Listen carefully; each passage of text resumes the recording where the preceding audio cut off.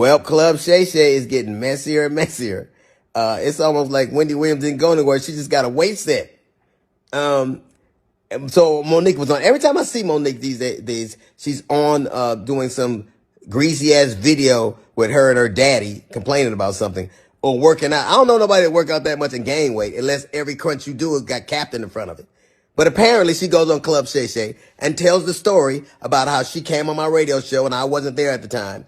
And my co-host Jasmine Sanders played a game that we played all the time with everybody called Would You Rather. She apparently was so offended by that she says she got off. She called me. Monique did, and she said I was very dismissive, like, Monique's a liar. When Monique did call me, I heard her complaints. I listened to her and I pulled the segment. So if I had been as dismissive as she alleges I was, that segment would have aired. It didn't because I respected her wishes. She's a liar. It's also befuddles the shit out of me how somebody who as a comedian talks as much shit about everybody else as she does, she has the temerity to be offended about anything as much shit as you say about people. Then she encouraged everybody, allegedly it stems from the fact that I used to always talk shit about her on video after video, and she encouraged her sweet babies to look at the video and find them.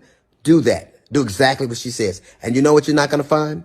You're not going to find any evidence of that because Monique is a fucking liar. She's lying about that. But what you will find is Monique talking shit about some alleged contract dispute we had. Look at the ticket. It says D.L. Hughley, then Monique. She knows the story. But what she did in response to that, she talked about my dog, my wife. This broad even brought out my daughter's personal trauma. My daughter was molested and Monique brought that shit out and told the world that I allowed my daughter to be raped in front of me. The lying motherfucker. She knows she was lying. And it only stopped when everybody from my family checked her.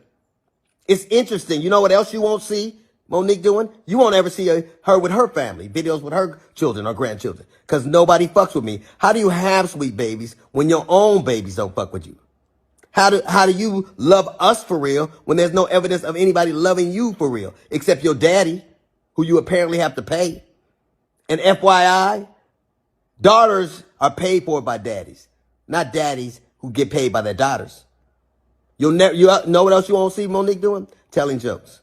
Monique, if she'd have spent as much time actually writing jokes and writing her Netflix special as she did complaining about not having one, it wouldn't have been trash. It got the worst reviews of any Netflix special in history. Because that's what Monique does. She complains and she has grievances. You never see her being a human being. You never see her being sweet and warm to people. Except when she's using it to butter somebody up to get something. There's a reason why everywhere she goes, shit starts. Everywhere she goes. How is it that nobody fucks with you? Not even your family. How do you, I was on the road getting it. I get it every goddamn week. Look at my schedule versus yours. See how much I'm going. And I still manage to have a relationship that I cherish with my children. Can you say the same? You can't. Because all you do is talk about your grievances and who did you wrong.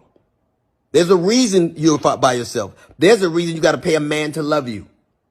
It's sad. There's an old adage that says you can't buy love. It's a shame, Monique, that you probably always will have to.